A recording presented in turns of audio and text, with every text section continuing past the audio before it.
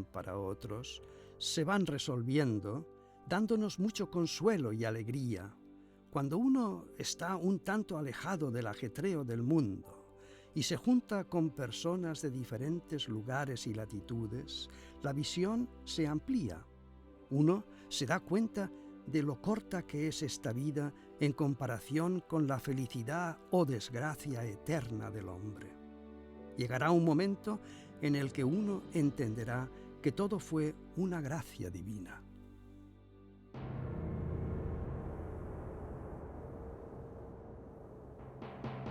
El año 1942 supuso poner a prueba la capacidad de sufrimiento de Unseitig.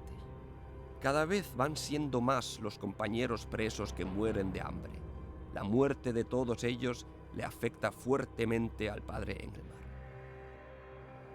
Hace bien poco, opinaba Walter que si no hubiese esperanza, el hombre se volvería loco. Pero el gobierno de Dios sobre el mundo no está carente de sentido y de amor. Esperemos que la cosecha de trigo y de fruta sea buena y se acabe el hambre, y Dios vuelva a tener piedad de aquellos que, para comer un trozo de pan, dependen de la buena voluntad de los demás.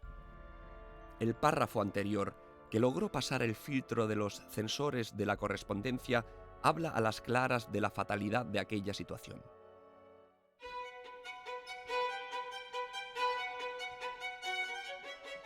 En otoño del 42 se les permite a los presos recibir paquetes de casa. A más de uno estas provisiones adicionales les salvan la vida. El padre Engelmar comparte los paquetes que le llegan de su familia y de sus amigos, con los que no reciben ayuda.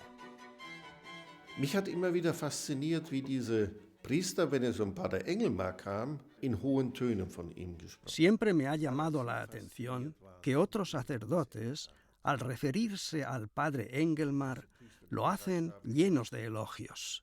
También ellos quedaban fascinados por su manera de actuar. Había sacerdotes que reconocían no tener la fuerza para actuar así, porque ya era más que heroico poder aguantar la vida diaria en el campo de concentración. Por todo ello, se admiraban del comportamiento de Engelmar, dando a entender de dónde sacaba aquella fuerza que le impulsaba a actuar así. En la primavera del 43, Unseitig recibe la noticia de la muerte de su madre. Los compañeros presos le consuelan. Por primera vez, después de 2 años, se le permite celebrar la misa y entonar un requiem por su eterno descanso. Sus pensamientos se vuelven retiradamente a su patria checa, a las personas que le son muy queridas. En agosto del 43 escribe: Al celebrar hoy el aniversario de mi primera misa y comprobando que he pasado la mayor parte de mi sacerdocio aquí, uno no puede por menos de reconocer que los caminos de Dios son sorprendentes. En efecto, Dios no nos necesita. Lo único que necesita es nuestro amor, nuestra dedicación y nuestro sacrificio. Yo también espero ser capaz de poder ayudar de alguna manera a las innumerables personas sin hogar, a todos los que se encuentran desamparados, especialmente a los que están en las ciudades que han sido terriblemente arrasadas. Creo que Dios nos ha sacado del trabajo pastoral activo para que nosotros, como si de una gran multitud de gente orante se tratara, le imploremos con oraciones y sacrificios, pidiendo gracia y misericordia para nuestros hermanos y hermanas que están allí fuera. La guerra y las posiciones del frente se acercan cada vez más. Aunque son pocas las informaciones que trascienden desde fuera al interior del campo de concentración, desde Dachau se pueden oír los bombardeos aéreos sobre la cercana ciudad de Múnich. El transcurso de la guerra conlleva también consecuencias para la vida y situación de los presos. Cada vez son más los soldados de las SS destinados al frente. La propaganda alimenta el mito de que la victoria final demanda la vida de innumerables víctimas. Cada vez se hace más incomprensible para Unseitig ¿Cómo es posible que todo un pueblo niegue la verdad? Enero del 44. Hace ya 3 años que arrestaron al padre Engelmar. Escribe: Queridos míos, saludos en el Señor al comenzar un nuevo año. Haciendo memoria de todas las alegrías y tristezas del año pasado, miremos de nuevo al futuro con la confianza de un niño. Cuantos más sean los que quieren seguir su propio camino, con tozudez nada razonable, y así correr hacia la destrucción, tanto más fervientemente queremos mendigar de Dios que cambie todos los daños y desastres ocurridos y nazca la paz entre sus hijos enemistados. Ojalá que la presente prueba termine pronto, o por lo menos no hunda del todo a las personas, sino que las vuelva más bondadosas. Uno piensa que el sufrimiento, por lo general, conduce a Dios, pero se comprueba que las pruebas extremadamente duras hacen caer a los débiles, y que son muchos los que no reconocen que también estas pruebas, en el designio de Dios, están llenas de sentido. Nada es imposible para Dios, y por eso queremos seguir asaltando el cielo para que Dios tenga misericordia de los muchos extraviados y de todos aquellos que sufren tanto. Ay, si se les pudiera ayudar a todos los necesitados y angustiados. A fin de obtener de Dios esta gracia, con mucho gusto aceptaría, con la ayuda de Dios, cualquier sacrificio. Continuamente llegan nuevos contingentes de presos al campo. Los bloques están abarrotados. Comienza una mortandad masiva. Día tras día los sacerdotes se dan cuenta de lo mucho que se les necesita. Uno de ellos dirá más tarde: si no nos hubiesen arrestado, hubiéramos tenido que servir como voluntarios en el campo de concentración, para asistir a los innumerables desamparados en su última hora. Aunque el arresto de Unzeitig le haya impedido ir de misionero, Engelmar reconoce que el campo era ahora su misión. Die haben viel Seelsorge betrieben, Beichten gehört. Konnte ja mehrere Sprachen. Se emplean a fondo en la cura de almas. Oyen en confesión a muchos, rusos, polacos, franceses, etc. Engelmar sabía varias lenguas. Reparte la comunión en secreto. El ejercicio de la caridad pastoral y el hecho de saber que hay gente que se alegra de que se esté cerca de ellos, de que se les escuche y anime, llena de fortaleza al padre Engelmar. Un documento redactado en el campo de concentración. Con la colaboración del padre Engelmar nace clandestinamente una especie de catecismo en ruso. Las 70 páginas del mismo tenían como finalidad presentar ante los prisioneros educados en el ateísmo las enseñanzas de la fe cristiana.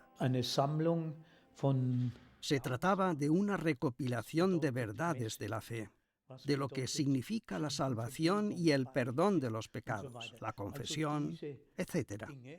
Han realizado un compendio de todo ello y se lo entregan a los jóvenes prisioneros rusos como catecismo que iba pasando clandestinamente de mano a mano.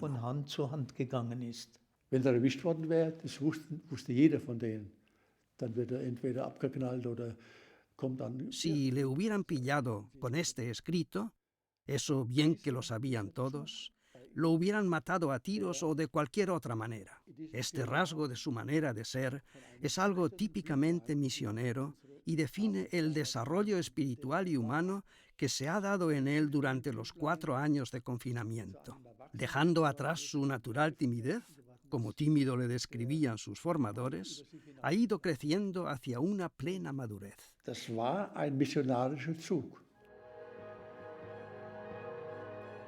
A finales del año 44, brota una epidemia de tifus en las barracas. A principios del 45 ya no se puede controlar la misma. Por miedo a quedar contagiados, los guardias se alejan del lado de los enfermos y abandonan a los agonizantes. Gracias al conocimiento de varias lenguas, Unzeitig había establecido muchos contactos entre los prisioneros ucranios y rusos y conoce la situación en las barracas afectadas. Sentía el impulso interior de introducirse de manera clandestina en las barracas en las que estaban hacinados los enfermos de tifus. Tenía que ayudarles sin falta. Un deber interior le llevaba a querer prestar ayuda pastoral y médica a los que la necesitaban. Pastorale Hilfe brauchen, vielleicht auch medizinische. En poco tiempo el campo queda dividido en dos partes. Las barracas situadas a la derecha de calle central del campo están todas ellas contagiadas de tifus. Empieza la gran mortandad en el campo. Si los que habitaban en cada bloque eran unos 1.600 hombres, muy pronto la cifra bajó a tan solo 400. Normalerweise hätten die Pfleger vom Krankenrevier abkommandiert werden müssen. Tendrían que haber sido los enfermeros los encargados de cuidar a los enfermos de tifus. Pero todos, uno tras otro, se negaban. Ninguno de los enfermeros comunistas estaba dispuesto a ir a las barracas contagiadas de tifus. Las autoridades del campo idearon una solución: buscar voluntarios. Wer meldet sich freiwillig zur Pflege der Flexifus-Kranken? A finales de enero del 45, después de la misa en el bloque de los sacerdotes, el padre Georg Schelling, el sacerdote más veterano del campo, se planta delante de los compañeros sacerdotes y con una incisiva pregunta les hace un llamamiento apremiante. ¿Quién está dispuesto a ir donde ellos? Todo aquel que se ofrezca voluntario sabe que debe dejar el bloque de los sacerdotes y privarse de la posibilidad de obtener a diario el consuelo de la celebración de la misa. No resultaba nada fácil encontrar al menos una veintena de voluntarios. ¿Quién iba a exponerse a una muerte inminente precisamente ahora que corrían rumores de que los aliados iban a liberar el campo pronto? Engelmar, que ya trabajaba de cronista en una barraca afectada de tifus, es uno de los primeros en ofrecerse como voluntario. Ofrecerse voluntario era firmar la propia sentencia de muerte. Quien se ponga a atender de los enfermos de tifus sabe que ha de contar con el contagio. Pero Engelmar está decidido. Él, cuyo padre murió de tifus en un campamento de prisioneros en Rusia, se adentra en una situación de condiciones apocalípticas. Rodeado de suciedad, piojos, pus, esputos y excrementos, quiere transmitir a los moribundos la sensación de no estar solos. Los que entraban en las barracas infectadas se encontraban con una situación terrible, difícil de imaginar y describir. Los enfermos estaban tumbados encima de unas tablas de madera, desnudos y sin ropa alguna. Cuando tenían diarrea, las heces líquidas caían por entre las tablas de su cama a la litera de abajo. Tenían fiebre, gritaban por las noches, vomitaban y, mientras podían, se robaban unos a otros el último bocado de pan. Uno no se lo puede imaginar peor. Lo que el hombre es capaz de hacer cuando está perturbado, cuando se trata simplemente del instinto de sobrevivir, cuando tan solo el cuerpo reacciona a merced de los impulsos. Sufrían delirio, aullaban en sus dolores, gritaban, chillaban. Era un infierno. El que se decidía a ayudar sabía que entraba en un infierno, y eso es lo que a Engelmar le esperaba.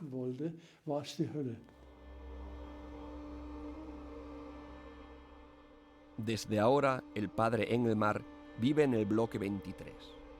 A los enfermos de tifus les acerca el consuelo de Dios, repartiéndoles la comunión, oyéndoles en confesión, ungiéndoles con el óleo santo.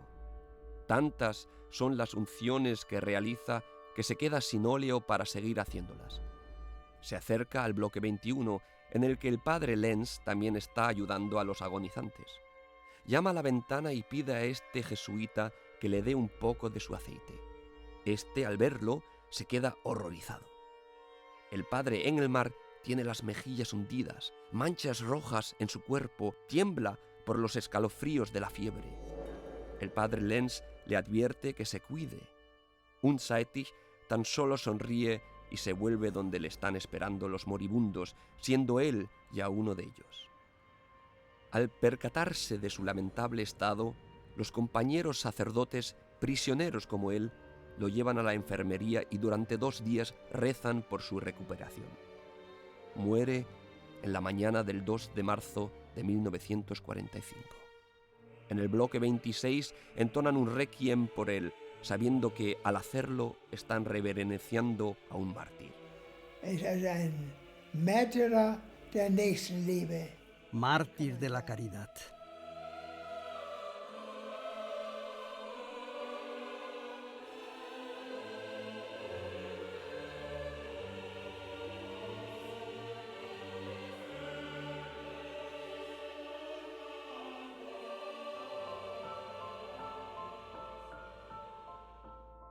Los hornos crematorios del campo ya no dan abasto, pues la acumulación de cadáveres debido a la gran mortandad va en aumento. A muchos les tienen que enterrar fuera del campo. Uno de los sacerdotes soborna al capo de los crematorios para que incinere por separado el cadáver del padre Engelmar. En la urna provisional anota en latín que se trata de las auténticas cenizas del difunto Unzeitig. Arriesgando su vida, este sacerdote logra sacar del campo las cenizas del padre Engelmar. Atravesando la plantación, estas llegan